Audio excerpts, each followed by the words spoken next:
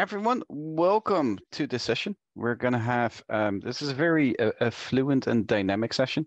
I have the absolute pleasure to have with me Eileen Sally, who's our CTO, and Marcus Strauss, who's our CPO. And I'll be able to ask some nice, interesting questions to them, and hopefully make them sweat a little bit. So obviously, I have some questions for the guys already, but we want this to be as open as possible, right? I have questions, but if you, as in the audience, have questions, feel free to either unmute yourself and ask questions to us, and we can answer them. Or if you're shy, there's no need to be. But if you are shy, feel free to type them out into chat. And we're here to answer any questions around the topics that we're really discussing today on the SecOps 360 event that we're doing.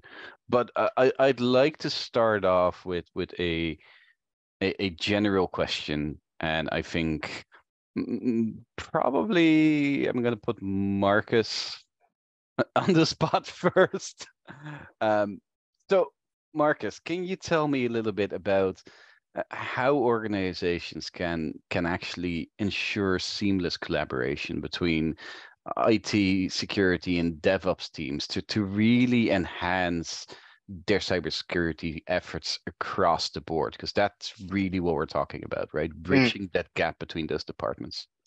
Yeah, and it's a very timely question as well, and I think for anyone in the audience who's been around this topic for any length of time, I think we all remember that siloed teams have been a problem for a very long time, and I don't think that has changed dramatically recently either, right? And I think personally, and of course I'm biased, I work for Runecast, absolutely, but personally I do believe that by starting having not only policies and standards that span across both, IT infrastructure, DevOps, SecOps, and security, but also using tool sets and solutions that allow those teams to collaborate, makes the overall process so much easier, and it removes so many of those barriers, and you'll end up with much better collaboration and effectively a much better security posture overall.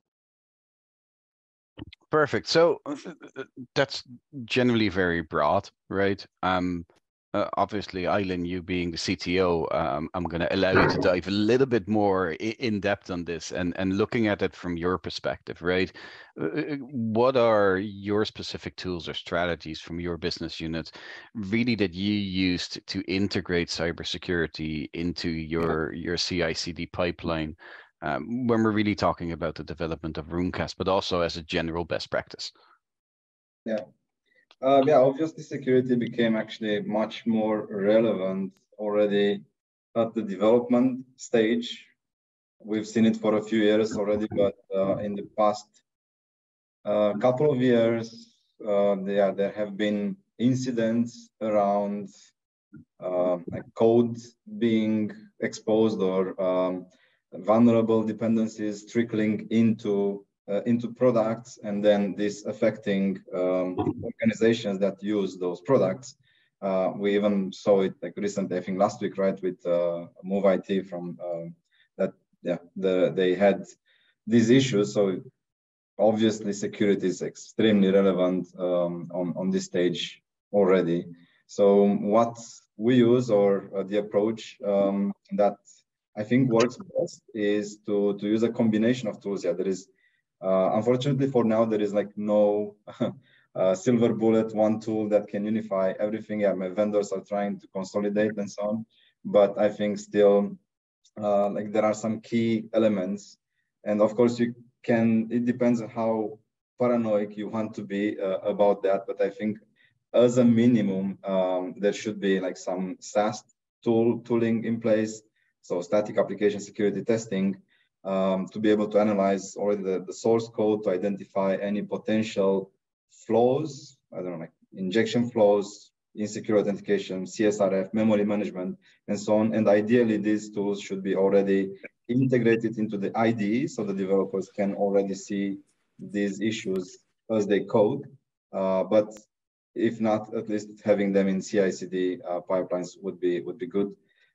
Container security, again, like image scanning is very important, since there is a lot of flexibility and agility that comes with using containers, but overlooking this layer is very easy. Overlooking it from security point of view is very easy, and it often happens, and the results can be quite damaging. So making sure that the containers that are used there are free from vulnerabilities, that they use like official sources and so on is very important.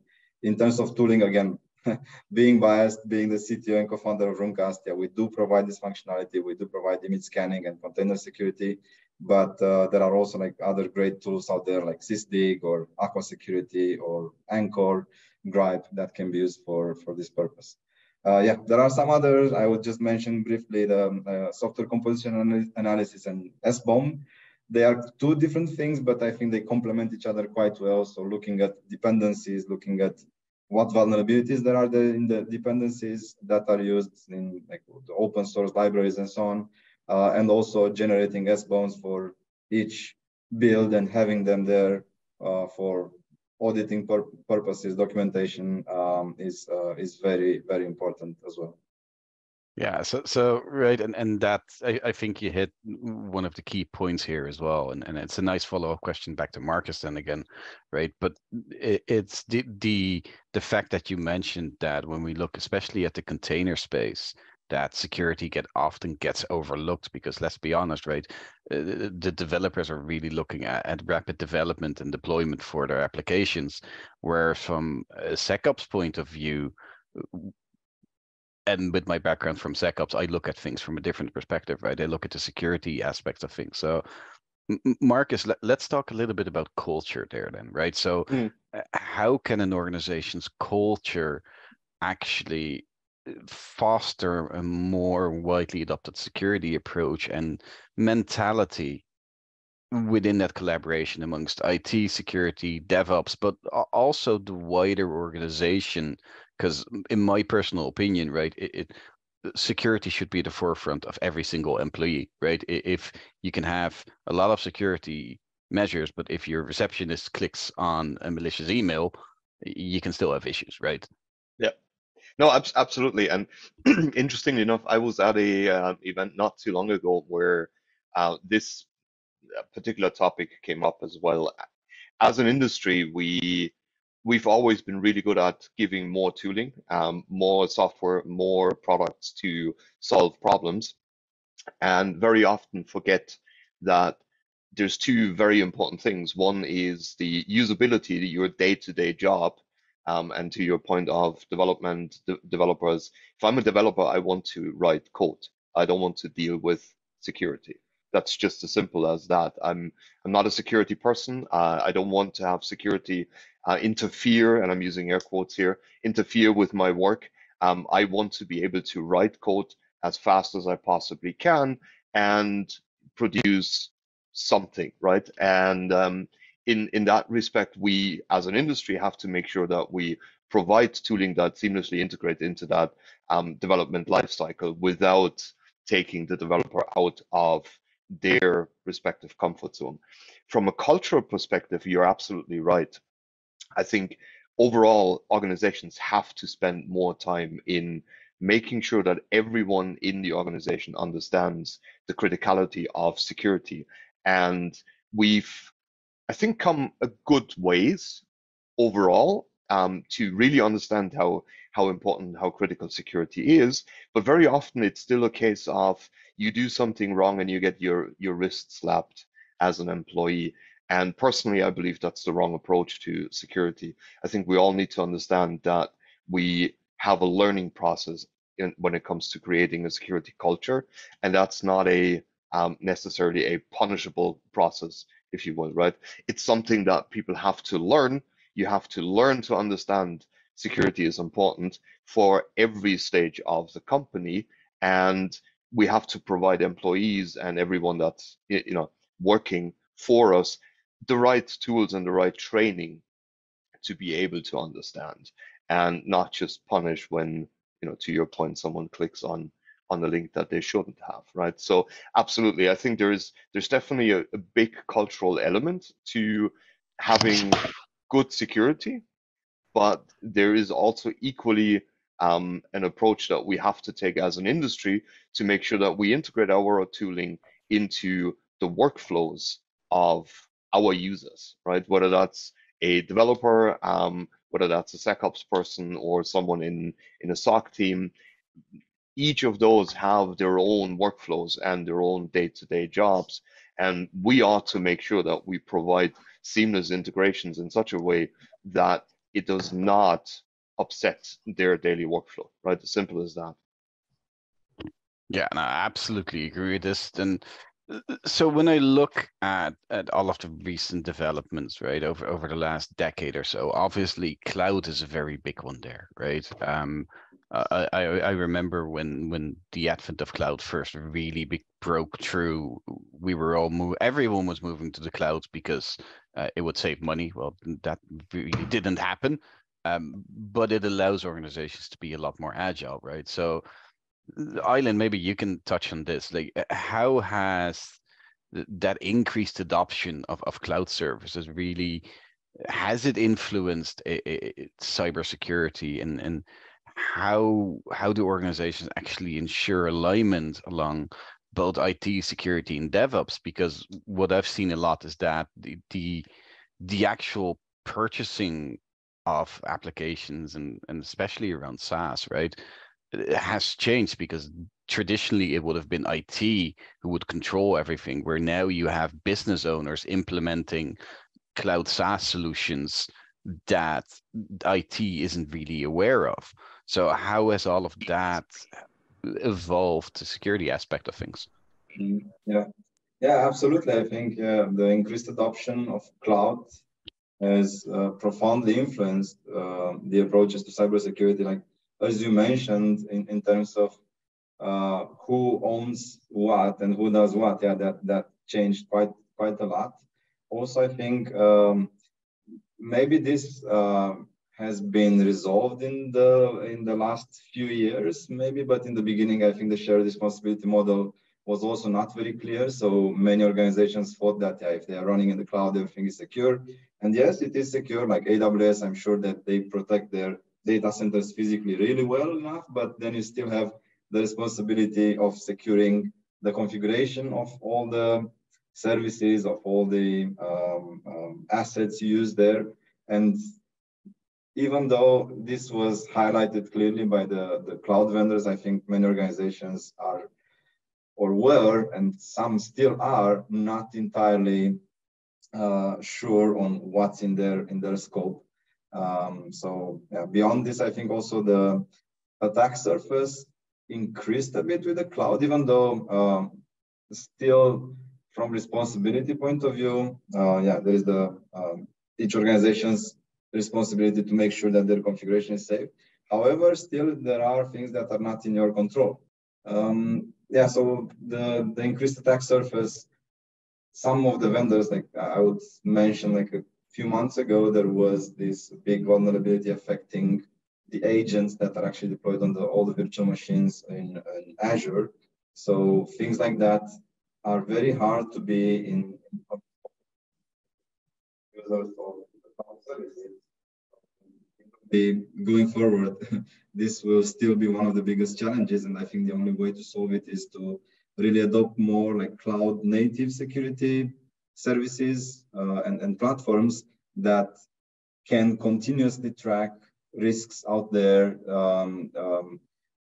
Vendors like Runecast as well, as a CNAPP vendor, we always look at potential risks out there that are discovered, communicated. So we try to make sure that our users are really aware of risks in their environments, because otherwise this effort is really huge in order to just like maintain an overview from all the sources of threat intelligence that can affect the workloads that you have in cloud.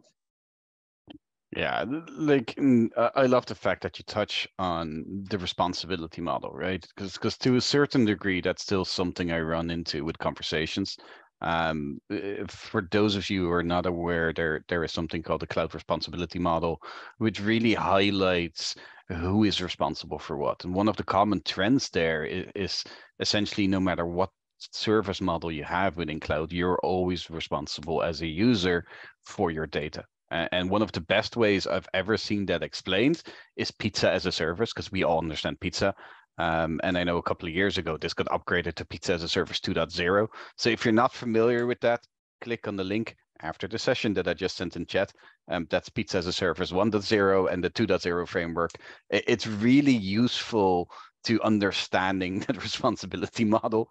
And I found it a really easy reference to make it understandable in my own brain, right? But like, I understand the points that we're saying here. So I want to shift over here a little bit and really talk about, okay, so how do we then look at remediation and incident response in the overall aspect of our environment when we're having so many different environments, so many different teams in there? So flip a coin. Marcus, you want to take this one? Yeah, I mean, of course, remediation is always going to be very, very, very important. But I would like to maybe take this even a step back, because I think one of the most critical things that we have to do as organizations who deal with, whether that's various different deployment scenarios or different technologies, is to make sure that we get the baseline right in terms of, Alan mentioned configurations, and making sure that configurations are secure, making sure that our workloads don't have vulnerabilities, all of these things that I would like to say consider as good security hygiene. Once we get that baseline right, we can focus on remediating the right things and the most important things. And at that point, yes, you're absolutely right. I think remediation is one of those very important aspects that can be very tricky to do right. It's very difficult to do that programmatically. Excuse me, not necessarily technically very difficult to do programmatically, but many, many organizations do not trust in automated remediation. And understandably so, right? There is always a risk when you make changes in production environments. And I think we can all agree that it makes us a little bit nervous, right? But you also then add to that the different teams that are responsible for their various different areas of technology that will have to touch on whatever remediation is required, and it gets pretty complex. And again, it brings me back to the conversation earlier on. This entire workflow needs to be built in such a way that it's a shared model across all of the different teams that either touch the infrastructure or touch the security aspects, in order to make sure that exactly these things are easily, again, I'm using air quotes, as easy as possible, doable across multiple different teams and across multiple different technologies. And really what you want to be able to do is to have remediation available for all of these things that are mission critical, that are repetitive, that are absolutely required in order to keep your environment running, both from a security perspective as well as from a just overall health perspective, and have the ability to reduce the amount of effort it takes to remediate, meaning whether that's scripts, whether that's pre-configured remediation that you just have to click and run, similar things across the entire workflow, in order to make sure that your really, really highly skilled personnel that looks at your infrastructure or your security can spend their time on business critical things, rather than having to, I don't know, I'm exaggerating, execute a stop SSH service script 150 times, right? That's not a very good use of someone who's highly skilled, right? So yeah, bottom line is it just has to be integrated into all of the different teams, and it has to be made as easily as possible, so that you don't have to spend valuable subject matter expertise time on those tasks, right? Yeah, fully agree with that. And actually, Andre had a really good comment in chat, right? You're spending time to save money when you should be spending money to save time, because ultimately time is money and generally tends to be more expensive, right?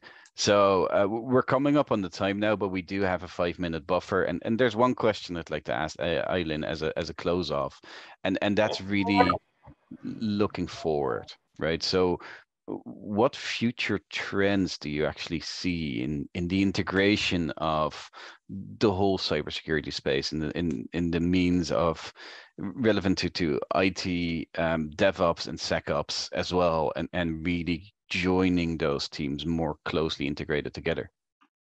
Yeah.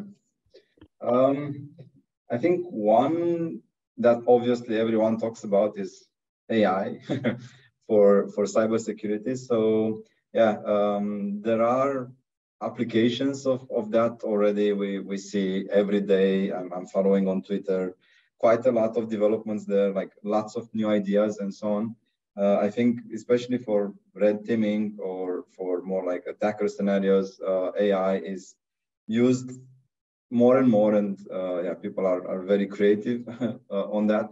I think the adoption on more like defensive scenarios is still a bit slower, I would say, and understandably, because yeah, anything you put in production, anything you put as defense on the perimeter really needs to be like carefully evaluated and vetted. And I think still there are lots of concerns around that. But I think for the future there will be like really accelerated growth in the complexity that AI will bring in terms of scenarios, like the defensive scenarios, but offensive scenarios as well. So there will be like continuous arms race in that term using AI. I'm very excited to see like how and where we're going with that. Obviously, we do use large language models in Runecast. We've been actually using NLP approaches way before ChatGPT was cool. So we have already some experience, but just adopting some of the newer developments out there, I think that will be very, very fast in being adopted. I think as you, to your point, to the increased adoption of DevSecOps philosophy, especially where we have the IT security and DevOps teams working together. That's also very important. And while this philosophy is there, and we have this like shared responsibility model as well in this philosophy, I think it's also very important to still draw the line and to have clear roles and responsibilities across these teams. So yeah, speaking about this adoption, I think also addressing the cloud security challenges as well. The shift left approach will also get more adopted. We see tooling that is really integrated into the overall security and even like compliance as well in this approach. Cool, perfect. Well, with that, we are going to close it off now, because I love the fact that you mentioned AI as well as one of the challenges, or at least one of the paradigm shifting things that are in our world right now, right? So our next session is actually by Garrett Edwards, who is a solution engineer within VMware, and his topic is actually, can we replace humans with AI? Right? Are they the best or the worst line in security and efficiency? So I think it's a really nice follow-up of what you actually closed off with. So with that, I'd like to thank everyone for their attention today during this session. I hope this was informative for you and at least make you think about certain things. And of course, I also very much like to thank both Eileen and Marcus for your time. It's always a pleasure, gentlemen. And I'm sure this is not going to be the last time we're doing this. So I'm looking forward to the next time. So thank you, everyone, and enjoy the rest of the sessions that we have today.